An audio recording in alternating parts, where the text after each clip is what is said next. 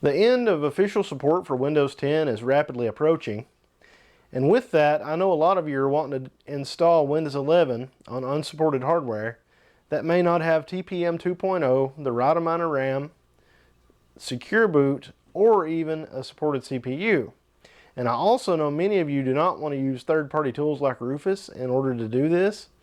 So what I'm going to show you today is how to use a flash drive that was created with Microsoft's very own media creation tool and do nothing more than make a few registry edits in order to install Windows 11 on unsupported hardware. Now, if you want to do an upgrade from Windows 10 to Windows 11, I have a video on how to do that with Rufus that'll be right in here someplace. I don't know exactly where, but it'll be there. You can check that out for upgrade options. If you want to do a clean install though, using only Microsoft tools, stay tuned and I'll show you how to do that. The first step in installing Windows 11 on unsupported hardware without using third-party tools is to actually go to Microsoft and make an installation flash drive. So I'm going to show you how to do that. We're going to go to Google. I'm just going to search for Windows 11 Media Creation Tool. Okay, and you would think you would go here, but basically it's going to just tell you to go here. So I'm going to go to the one that says Download Windows 11. And the second option is Create Windows 11 Installation Media, because we're doing a clean install. So I'm going to do Download Now and just stick it in Downloads. It's going to get done downloading, and you can click right here on Media Creation Tool.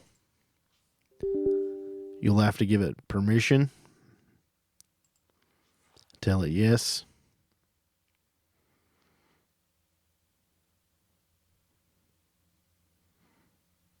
This won't take long. Now we accept the license agreement.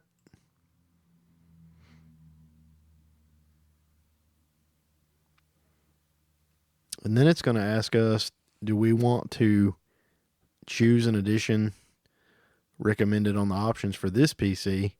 This PC here is just another one that I have, so I'm going to uncheck this just to show you what this has. It doesn't actually show multiple editions or anything, but you can choose your language. If English is not your primary, or if the language you want to have your installation media in is not the one selected, you can choose that. Go next.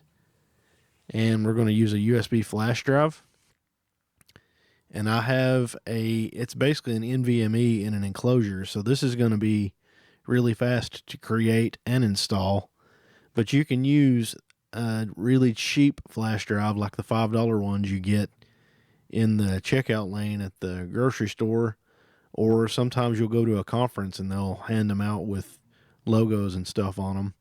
But I'm using a good one, so all that does is just going to make things install faster. But if you have a slow one and you have enough patience, it doesn't matter. I'm going to do next. Keep in mind, whatever's on that flash drive will be erased. My giant NVMe drive that I had in there is already empty. So the first thing it's going to do is download Windows 11, and this will take a certain amount of time depending on the speed of your internet connection. I have 500 megabit down, so this shouldn't take too long because the installation is somewhere between 6 and 8 gigs, I think. I'll speed on past this so we don't have to sit here.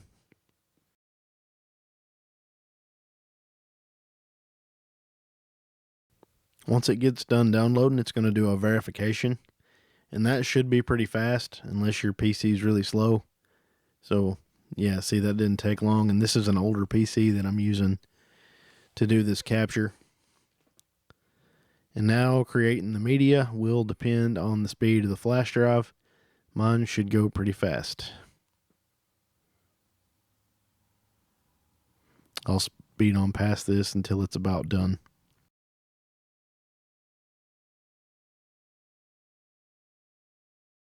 There we go. That was incredibly fast. I'm happy that I have that new enclosure with a really fast NVMe drive in it. But anyway, now I'm going to hit finish. and it's going to delete whatever it downloaded from your PC, and because it's already on this flash drive, I'm going to click my button here and eject the SSK storage. It's a good idea to eject because that can mess up your flash drive. It's not common, but it does happen. So now we're going to move on over to the unsupported hardware and actually try to do this install.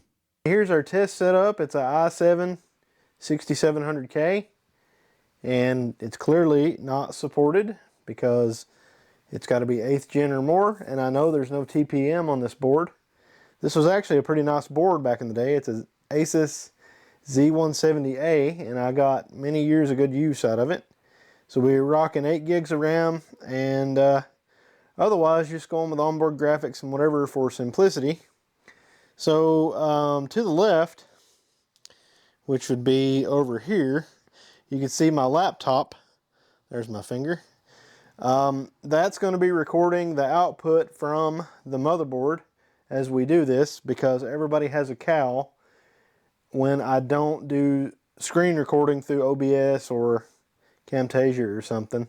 And then on the right here, that's just for me, so I don't have to look at the OBS window the whole time and can kind of see what's going on without being inconvenienced. So let me go ahead and show you this. Rather than just your bog standard USB, like I said a while ago, this is kind of fancy. It's got an NVMe drive in it. It's just a little enclosure, and USB 3.2. So the install is going to go a lot faster than it would if you're just using a cheap flash drive that you would get from the grocery store, or a cheapie from Walmart or whatever. You guys know what I mean. So let's go ahead and fire up this motherboard. I'm not going to plug Ethernet into this, and there's a reason for that. It'll make it so we don't have to log in with a Microsoft account. Once we get past all of the you can't install Windows 11 stuff. So I'm going to be using the screwdriver trick to fire up this motherboard each time. Okay, I got OBS working. So since there's nothing on the installed NVMe drive that's in the PC right now, it's going to boot off that flash drive automatically and go directly into Windows 11 setup.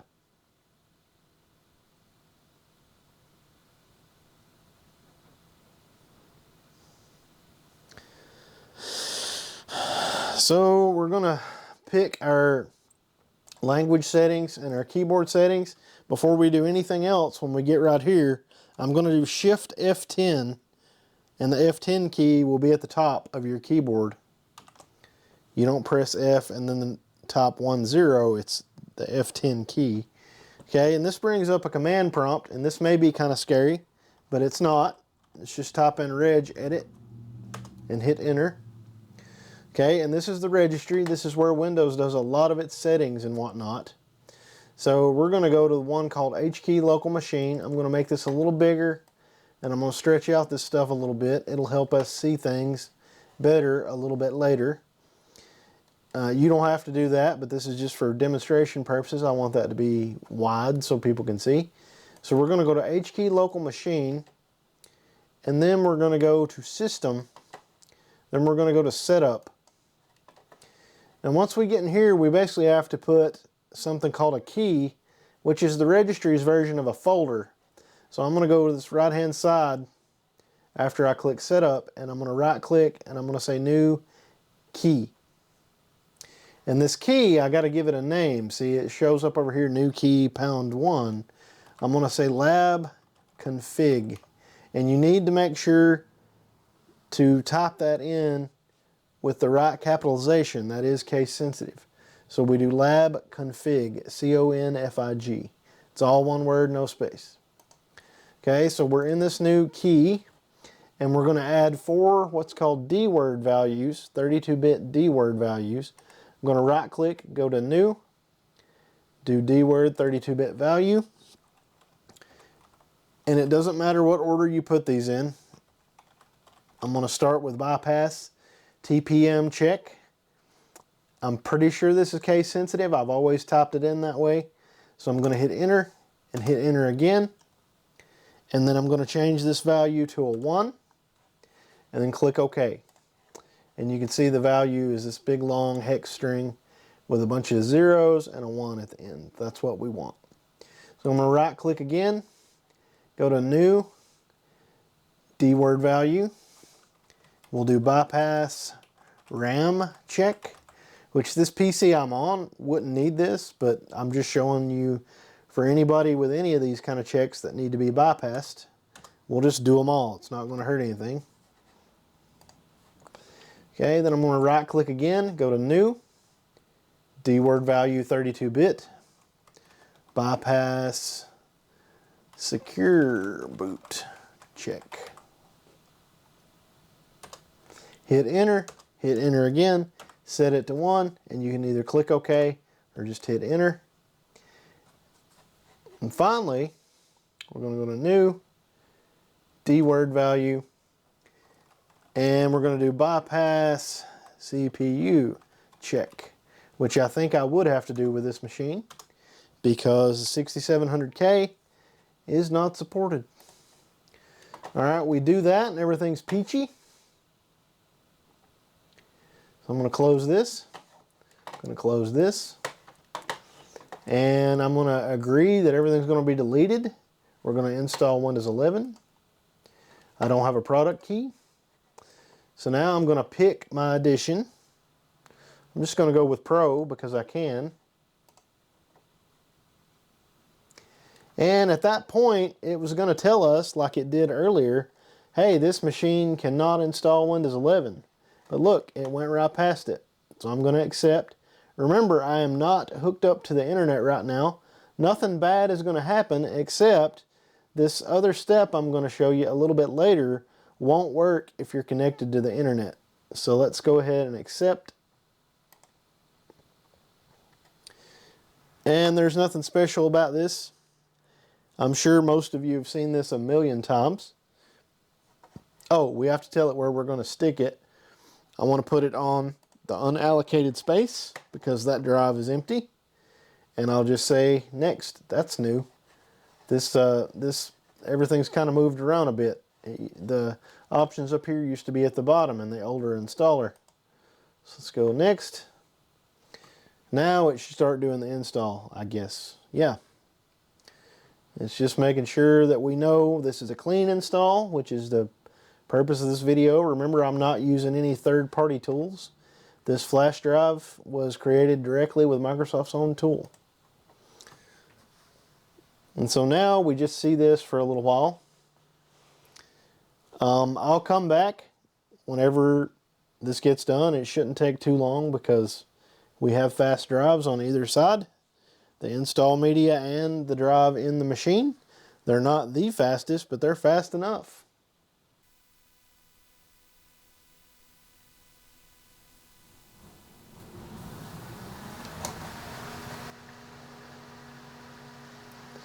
I hope that was a good reboot. We'll see, I suppose.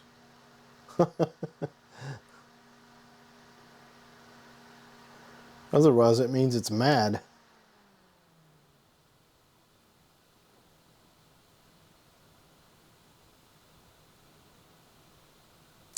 We're booting off something.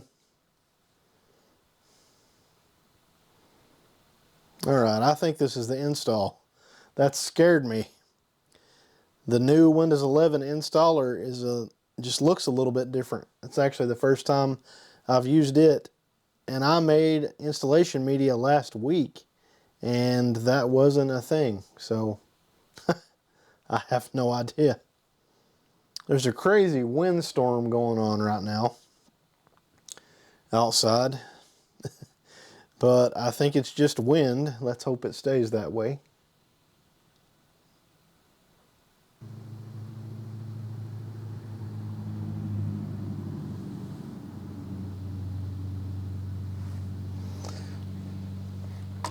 Okay, so I'm gonna select my keyboard.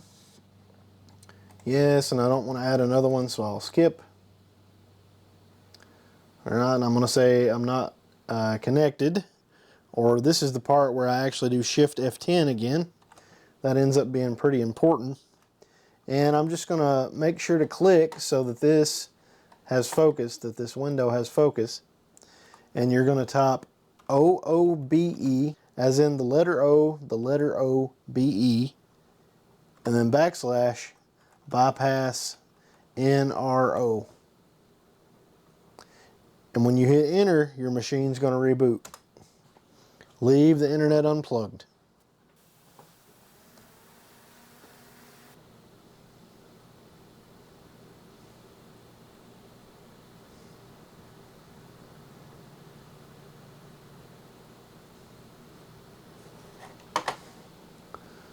So let's do the same thing again.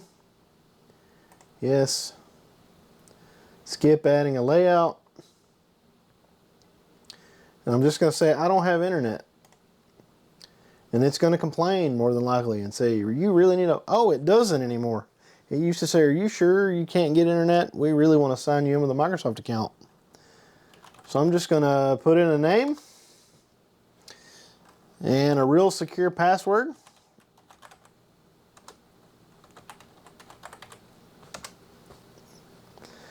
Okay, and then you can make up whatever security questions you want.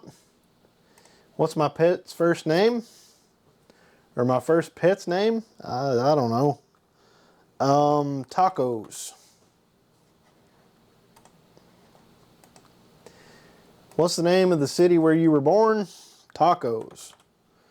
Now obviously you should take this a little more seriously if you're doing this for real, but since I am doing this for demonstration purposes, what's your childhood nickname? Tacos.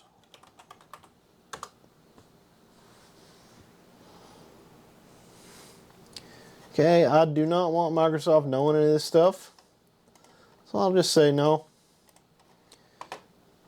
And I know Windows is turning into more and more of a data gathering enterprise, and I understand that, but I like Windows. It allows me to play games and use a lot of the commercial software that I need to use. And I also like Macs because it lets me use commercial software that I need to use as well. And then I like Linux because it's the best server by 1,000 miles.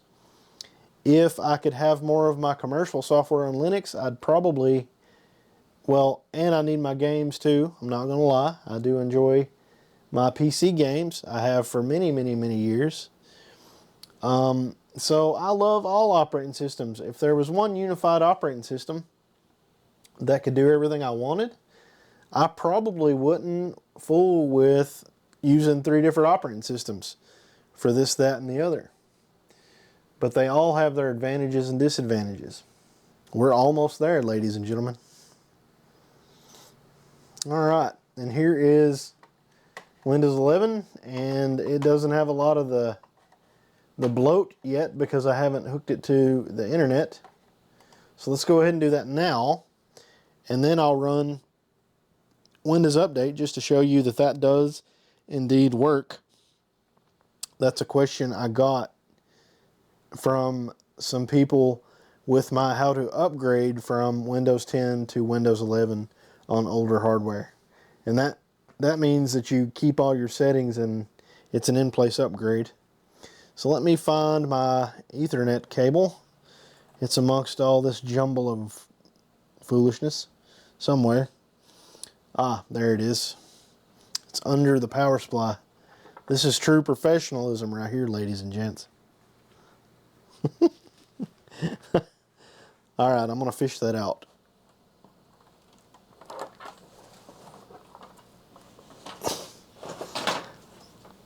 Let's just hold this down, plug this in. There we go. Let's see if we get the blinky lights. And we do. Beautiful, beautiful. So now let's go. And I'm just going to click on the start menu and type Windows Update. And I know a bunch of people screaming, oh my God, he used the search box. I use that all the time. That's my primary way of finding a lot of stuff because they've moved so much stuff around in the settings that I don't want to go hunting for it. So I do this. And it says, oh, you're up to date. Well, it's because I haven't went check for updates. Let me go set my time zone while I'm at it here. Right click, adjust date and time. There we go. I am in the Eastern time zone. -5. There we go. I'll go ahead and just close this. Oops. Let's go back and check for updates again. And it should be doing its thing. That's one thing I can say is absolutely fantastic that Windows 10 got really good at and Windows 11 has just continued. And that is the updates are so much better. I was playing with Windows 7 back in the summer, and oh my gosh, it took so many reboots to get the updates. And it was just slow. There wasn't anything running in parallel. So let's let some of these other updates install and then we'll retry and it should work. I'll come back whenever it's made some progress and I can get these other ones started. The antivirus is definitely something that people wanted to know about, if it would work, like if the updates would work. So we'll see. It did with the upgrade that we did last week. So hopefully this fresh install will work as well. I'm pretty sure it does. I did do a practice run on a different computer to make sure it was going to work, but we'll see. I'm going to click install all and see if that will kickstart it. No, it's because some other updates are in progress. So let's let the .NET get done and we'll see what happens. This is 24H2, the newest Windows 11 version as of February the 8th. So hopefully that's just a display driver. Hey, it is. Nice.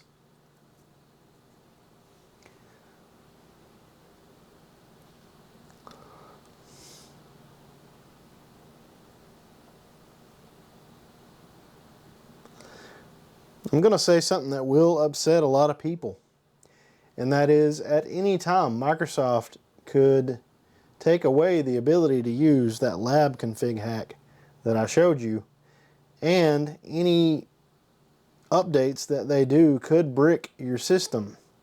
They tell you that on the official Microsoft website for Windows 11 support. So if you choose to do this with this hack and your system gets bricked with an update, you can't really blame Microsoft in this case.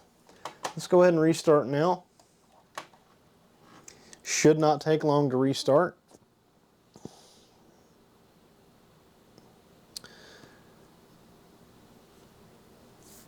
And then we'll run Windows Update again. Seems like I had to restart Windows 7 the other day, well, back in the summer, no less than 10 times. Every little thing had to restart in order to update. So more power to Microsoft in this case. They've got this figured out, finally. And I think that's great.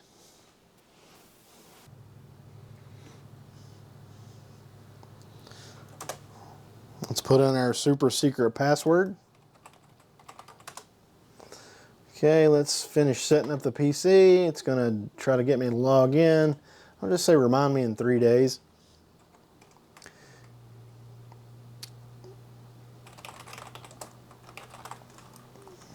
Check for updates. Okay, it's not gonna let me say download and retry all, because it's still doing this stuff. So this is the big boy. This will take a little while. Okay, so we'll just sit here and I'll cut back when the cumulative update has completed. Take too long. Now it says restart now. That's a Hopper 212 Evo, legendary cooler for the money. I'm assuming they still make them. I've kind of moved on to Noctua myself, but you know, I would never turn down a Hopper 212 Evo to this day.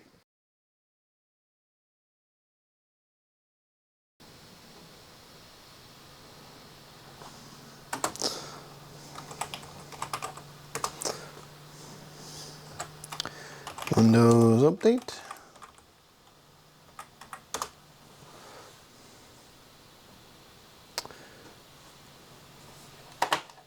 And let's retry the antivirus.